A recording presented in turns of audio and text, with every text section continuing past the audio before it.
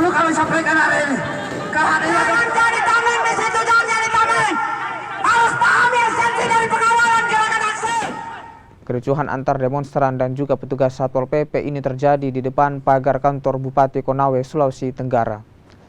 Demonstran yang terdiri dari mahasiswa dan juga sejumlah ormas ini mencoba masuk ke dalam kantor Bupati, namun dihalangi petugas Satpol PP.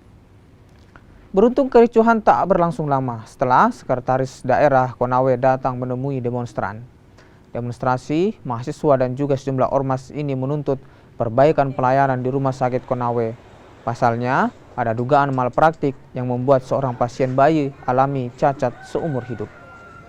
Ya, secepatnya, karena ini menyangkut pelayanan berkelanjutan kan. Nah, kalau misalnya di dalam situasi itu ada terkait dengan peralatan atau perlengkapan yang kurang, ya itu dulu yang kita prioritaskan. Itu dulu, supaya jangan sampai ada kasus yang sama, penyakit yang sama, perlu penanganan seperti itu, ternyata alatnya masih kurang atau belum tersedia, ya itu dulu yang kita genjot. Keterbatasan seorang manusia. Apakah manusia itu lelah, apakah kondisinya juga maksimal pada saat melaksanakan tugas apa tidak. Karena setelah saya telusuri, khususnya kasus ini, ternyata dokter yang dimaksud itu justru sementara sakit juga.